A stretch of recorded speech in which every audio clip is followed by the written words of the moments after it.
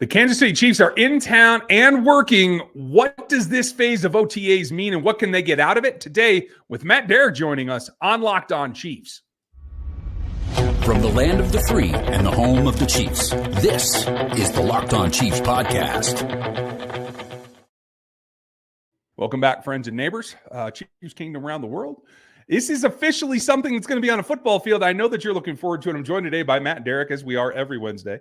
And sometimes Thursday, depending on what it is. At ChiefsDigest.com is where you can find Matt's work, as well as Chiefs Digest here on the YouTube platform. I'm Ryan Tracy, the founder of Rogue Analytics and Performance Consulting, NFL33.com, where you can find my league-wide takes, as well as RGR Football, where we break down this team even farther.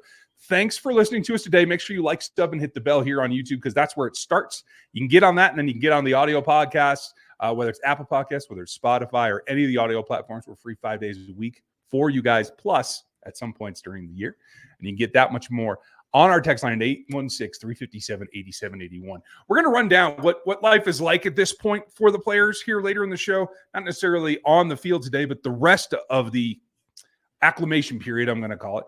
We're going to take a look at the wide receiver room, including some developments around Rashee Rice and what that's going to mean. But we start, Matt, as everyone gets into town and the whole team starts to come together, but it's more than just rookies and tryout players. This is a look at what the roster's going to be.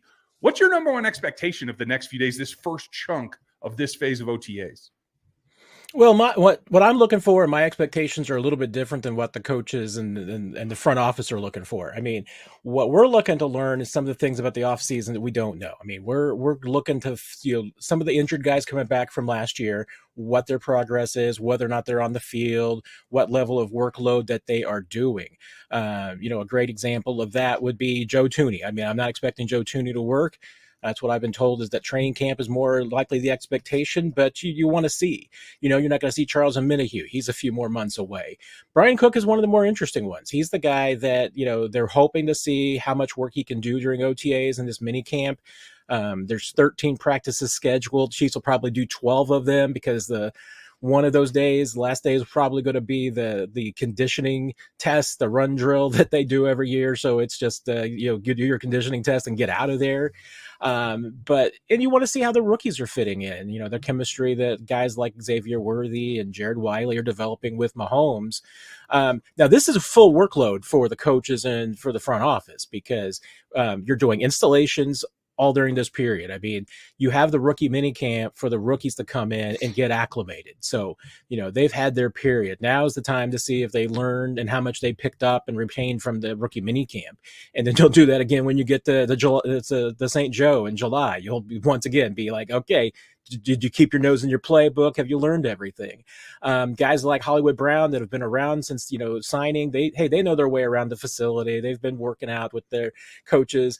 Now you're getting into the installs. You're getting into the 11-on-11, that period. So it's a different time now for sure. And this is when it gets serious, because, before you've been in meetings, you've been talking about what you're going to do this year, but during OTAs is when it gets down to, okay, here's the nuts and bolts. Here's the installations. Here's what we're going to do. You're going to have almost half your offense in before the time that this, OTAs are done.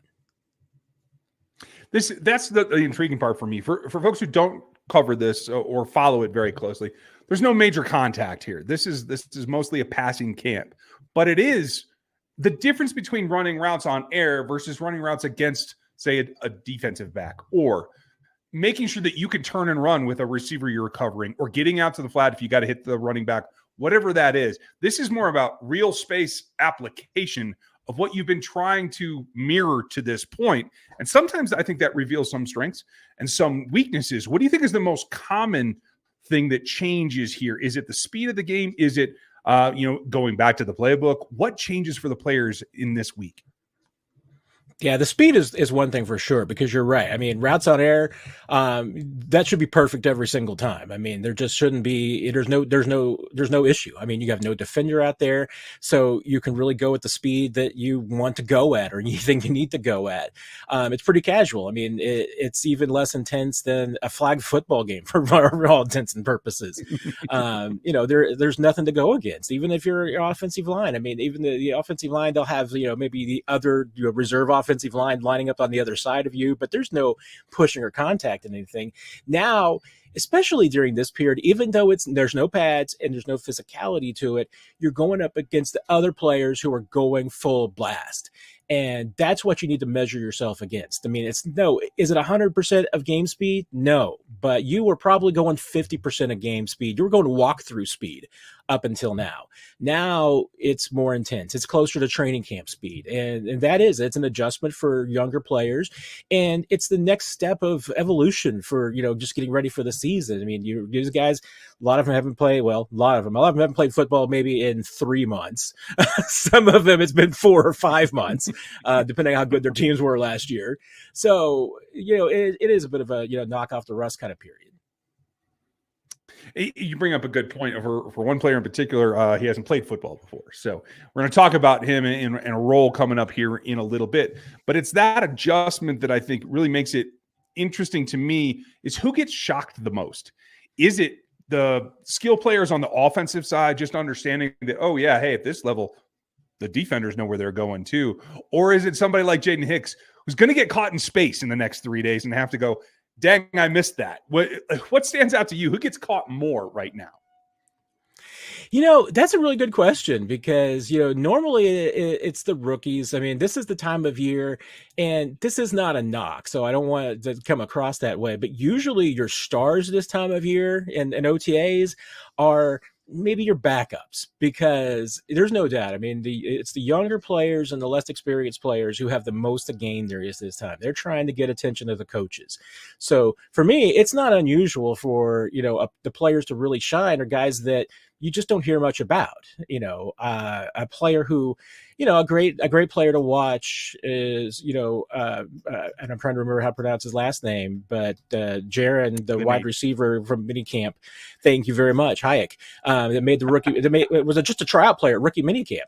I'm expecting him to have a pretty good, OTA period because he's out there going 110% trying to win a job. The star of OTAs, my all-time Hall of Fame MVP member of OTAs is DeMarcus Robinson. Because every year DeMarcus was out there trying to win a job, trying to win more playing time. And he was faster than most of the other guys too. So when you can't touch him, that's when he can star.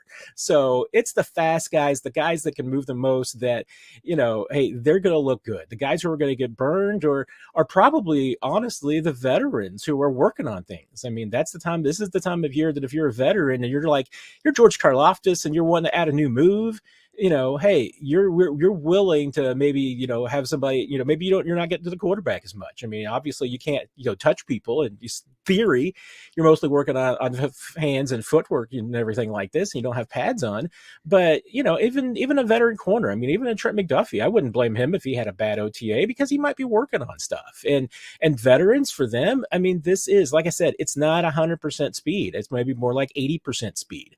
But if you're a rookie or you're, a backup, or you're one of the right now 37 guys who wouldn't be on the 53 if they made one today, you're going 110%. So those are the guys who should be looking really good right now. I'm really intrigued to see who it is, and in particular, one position group. What's going on with the wide receivers and who can do something in this group? We're going to do that coming up next on the Locked On Podcast Network.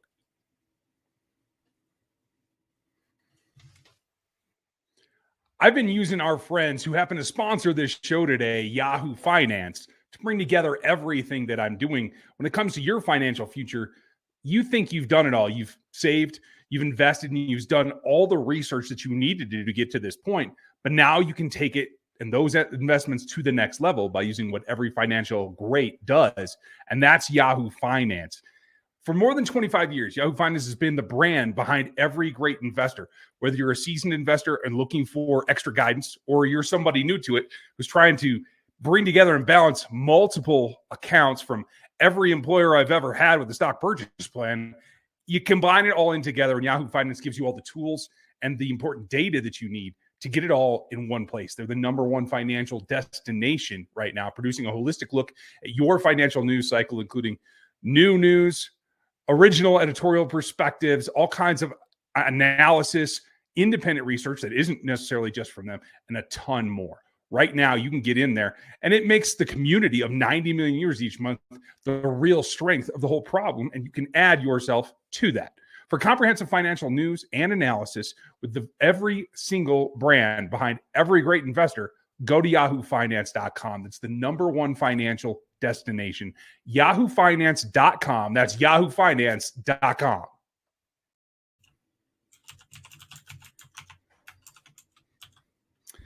A lot can be said for having what you need at your fingertips, and you can have the sports information you need 24/7 on the Locked On Sports Today feed. It's 24/7 here on YouTube, as well as, not Yahoo, Amazon, on their Fire TV program. You can get that anywhere you can get Amazon Fire. Check that out. A lot goes into this portion. And you mentioned one of the younger wide receivers trying to make a case for himself. That's the perfect example. And obviously, for this team, they always go through a heavy volume of pass catchers. Whether they're truly wide receivers or not, that's always a discussion. And I want to talk about Reece Zammit here for a minute, only because some line up at rookie camp at wide receiver, but ran some routes as well. What's the treatment you expect from him? And does he get a little bit of time in the wide receiver room, or is he expected to be mostly at the running back spot?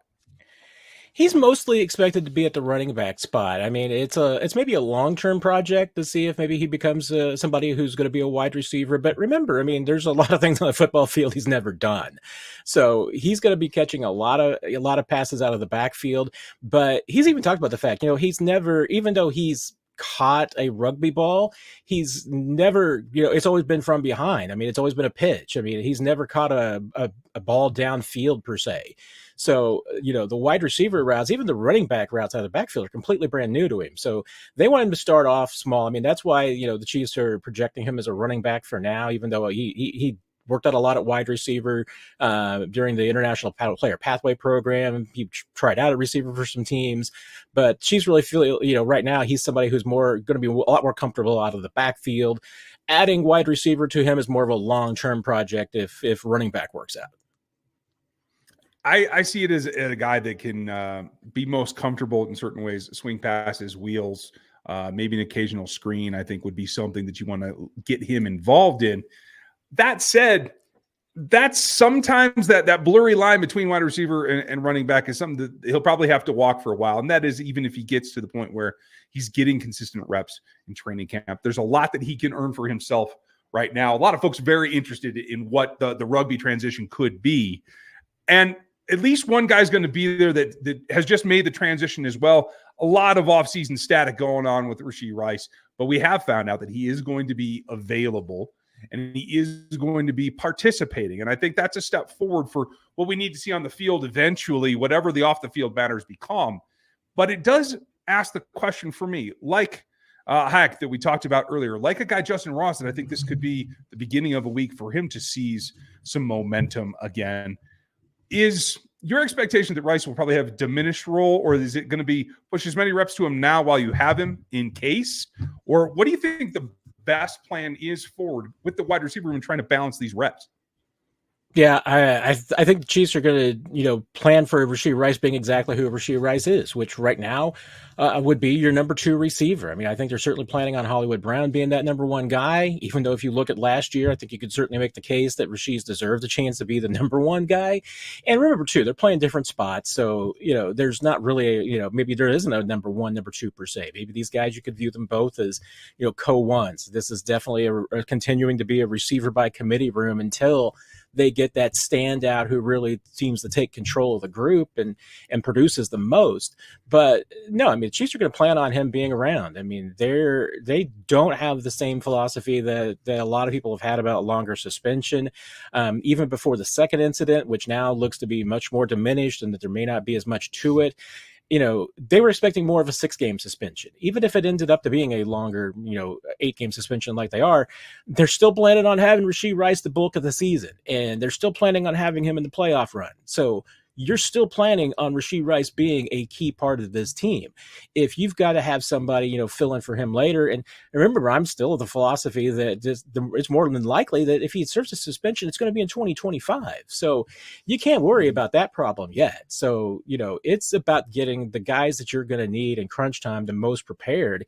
And other players, hey, they're going to have to fight for their playing time. I mean, this isn't about sitting Rashee Rice and letting other guys prove themselves. Right now, it's about getting ready for a 2024 season. And the Chiefs believe that Rashee Rice is going to be an integral part of their offense, much bigger than he was last year. So he's going to, I think, get a lot more work than he did at this time last year.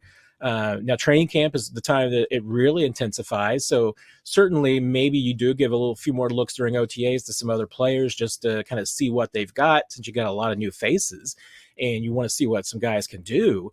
But I don't think the Chiefs are going to treat him any differently. I think they're going to line him up just as the player that we suspect he is, which is their number 2 guy. That said, I think that as we go through the process and we see a little bit of an evolution here, what do they do to then counteract anything like that? A lot of rumor right now.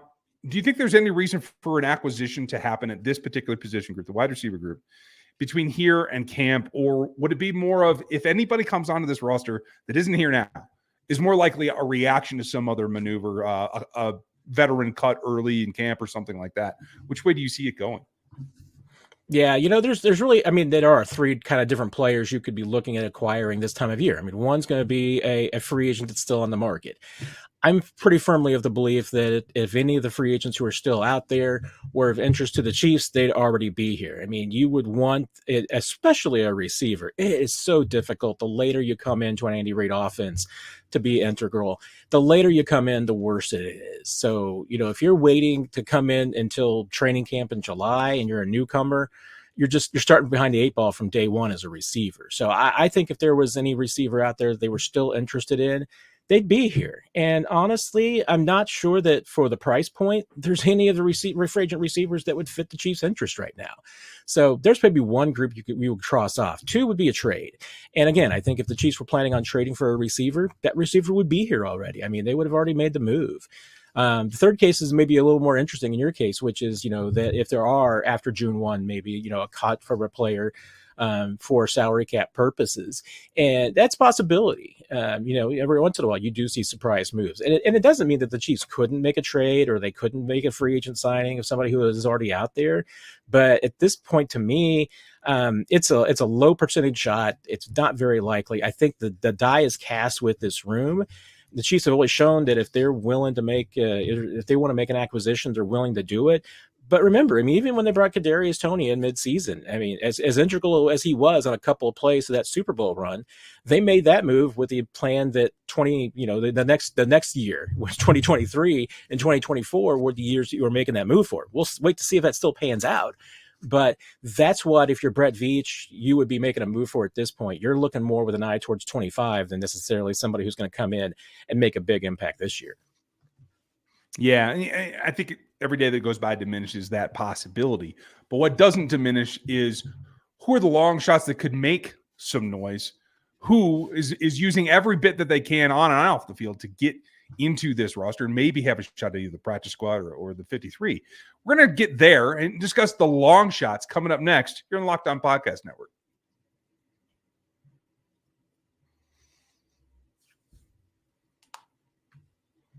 "24/7 is a great thing, and you can have sports that way on Locked On Sports Today on YouTube as well as Amazon Fire TV. Check that out. Now get the latest from Matt at ChiefsDigest.com and get over to his channel here on the YouTube platform at ChiefsDigest.com or Chiefs Digest as well. This is my favorite part because this is pure speculation on my part. You have a more informed opinion since you get to be to practice and everything, but knowing that we haven't seen anything yet, a couple of guys that I'm really intrigued about, one being Nico Remigio, who I thought showed some flash last year and should be another wide receiver. It's a theme today. That might give them not only some return ability, but might be able to push to be one of those players that takes advantage of some extra reps in this round. We haven't had an official announcement on his status, but the expectation is that he should be available and participating. Is that right? Yeah, he should. I mean, he is ready to go. So he was not at the rookie mini camp since he'd accrued a full season last year on injured reserve, so he wasn't eligible for that camp. We didn't get to see him, but he is going to be part of this practice group. So let's see if he can replicate what he did during training camp last year, because he was certainly making a bid for, if not bare minimum practice squad, maybe he could have made a surprise bid for the end of the roster last year. I think it would have been really interesting. Another similar situation, Nazee Johnson. A lot has been made. You had a draft pick at the position group again at cornerback. Miles Battle is a long shot guy, but one of the better athletes that they've gotten in UDFA land in the last few years. So I think there's something to be seen there. I'm looking forward to see him. But Nazee Johnson is a guy that could have been, if not in the starting lineup, one of the easily first guys to come in relief last season, and also has a significant injury. Are you expecting to see him in the next week or two? Yeah, we are. I mean, he injured that knee ACL tear in, I think, either very end of July or very beginning of August. So, he's getting to the point where, more with their ACLs, I mean, you're going to feel close to 100%. So everything I've heard is that he should be ready to go. Maybe a couple of restrictions early, but I'm expecting to see him on the field, especially during drills. If not at the very beginning of this camp, then certainly during the camp as he builds up his strength and everything. If we don't see him in 11-on-11 team drills during either this or the rookie mini or the veteran mini camp, mandatory mini camp, I'd be a little concerned. But all indications are that, we will see him during this period. I think both of those guys having a season in Kansas City, understanding their way around, off the field things, how do you move around the city, where you need to go and what you need to get done. They're not the only ones that have that advantage over, say, the rookies or guys that are new to the roster. Another one that really stands out to me that I hope this year of seasoning and watching and not getting a lot of time may have paid off for. We saw a little bit of him working with Tom Bahali this offseason, but Felix Anudike-Uzomah is a guy that I want to see step into this gap that Charles Omenihu has left currently with his injury and make the most of it, even if it is just these, patty cake practices and OTAs. Is that enough? If he shows something in the next couple of weeks, is that enough to make you feel like he's on the path to improvement, or is it just too much hope and not enough grit until we get to camp? No, I think there's a very reasonable expectation to see that you're going to get a different player and different look from Felix Anudike-Uzomah this year, for a couple of reasons. One, I know that he's a really driven guy. Last year, there was a lot of people who wanted to talk to him, media who wanted to talk to him. And I understand why he didn't, one reason why he didn't want to talk, which was, hey, he wasn't playing and he knew that a lot of the questions were going to be, how does he feel about that and what's going on? But that wasn't the reason that he didn't want to talk to the media. He would flat out tell you, to your face, just say, look, I don't want to talk until I do something. I don't want to talk until I'm making plays. And that's what you want to hear. You don't want a guy saying, yeah, I'm not playing. I don't know. I don't feel good. That's not what I don't want to talk, because you just got to talk to me about why I'm not playing. It wasn't his attitude.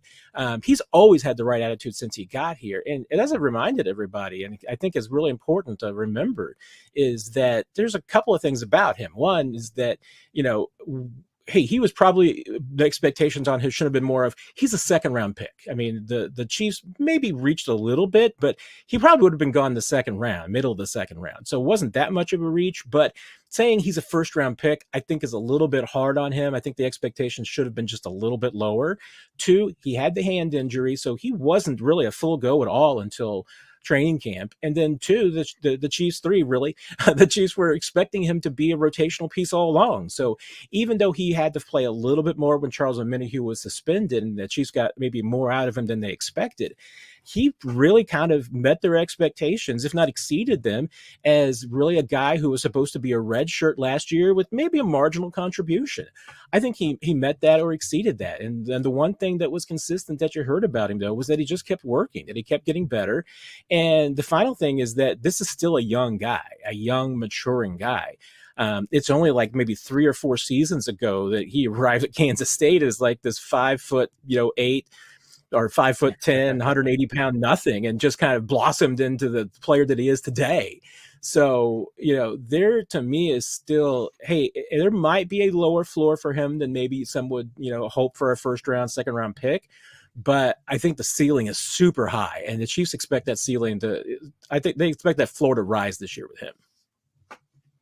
I like the draft jargon you're using. So let's keep it there for a second. Anybody that showed you a flash or showed you a high ceiling, who's the number one guy just out of anything that you're looking to see this week? Yeah, it's a passing camp. So, guys that I'm most excited about, I'll probably have on the B list. So like a Fabian Lovett, who I keep calling the 8th round draft pick because I think he's just that good. You're not going to learn much about him until the pads come on. So I won't worry about that. One guy in particular I do want to see going up is Miles Battle, the guy that you mentioned earlier, because he has ridiculous size as well. So I'm curious. I really am about to see where he is. And you mentioned Nazee Johnson. I mean, that's one of the veterans that I'm absolutely interested in because people may not remember. I mean, you may forget. He would have been above Joshua Williams and Jalen Watson last year had he not been hurt. I mean, he had taken over that spot ahead of them.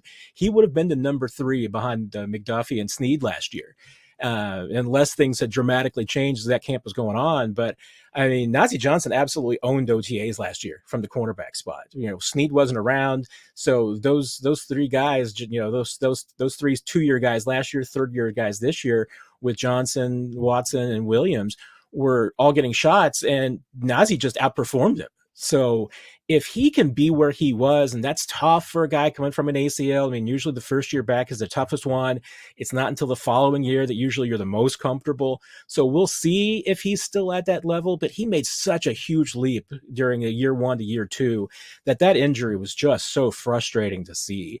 The running backs, we'll tell a little bit. I mean, once again, it's more of a camp thing for running backs. Once the pads come on, let's see. But Chiefs have, 3 or 4 guys I think that could really compete for a different spot in that running back group, just depending on what the Chiefs want. Obviously, Louis Zamet offers a certain skill set. Hassan Hall has got some skills. If you want a Maurice Jones-Drew Jr. kind of a back, Amani Bailey's your guy. If you want a fullback, Carson Steele is the one. There's a few different options there that that the Chiefs have, and then they have some veterans like at least guys have been around for a while, like a Keontae Ingram and a Deneric Prince, who can compete. That's going to be a really interesting group to watch, out of that running back group, and that's something that at least we'll get a chance to see with the wide receivers, which is, like we said, it's a passing camp, so that's what you get to watch. Remigio, and seeing where he is after the injury last year and being around the club and just year of experience where he's at, that's going to be interesting. But we were talking about wide receivers earlier, and I sort of mentioned this. I mean, to me, there's 3 kind of receiver groups this time of year. There's the guys that 95% chance are going to make the roster. So to me, that's, it's Hollywood, it's Rashee Rice, it's Justin Watson, and Xavier Worthy. Then you got the guys who are competing. So, hey, you got 2 spots, maybe 3, but Sky Moore, Justin Ross, Kadarius Toney, probably in that group. Maybe Montreal Washington's either at the bottom of that group or at the top of the next one. And the 3rd tier are the guys who are just there fighting. I mean, they could be practice squad candidates, but it's a really good group too, because like I said, Montreal Washington's probably at the top of that group. Nuki Remigio would be at the top of that group for me. Jason Hayek, we talked about earlier, is in there. Cornell Powell's been around for a while. He's going to be in that group.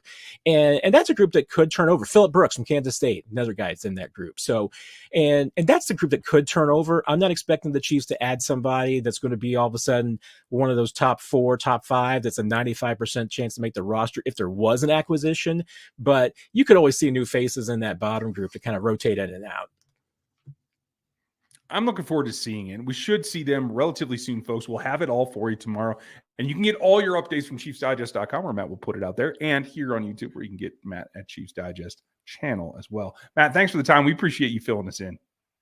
And could there be anything more than me than you ask for 1 player and I give you 13? So if that's the way that we go, I'm never at a loss for information. Thank you, sir. Thanks, Ryan. Folks, thank you for your time. Thanks for watching us. Make sure you like, sub, and hit the bell on YouTube, as well as Spotify, Apple Podcasts, and anywhere you can get an audio podcast platform. You can get us for free 5 days a week plus. You locos, we appreciate you listening again and every day if you want to be a loco as well. Thanks for listening to us today. We'll be back with you tomorrow.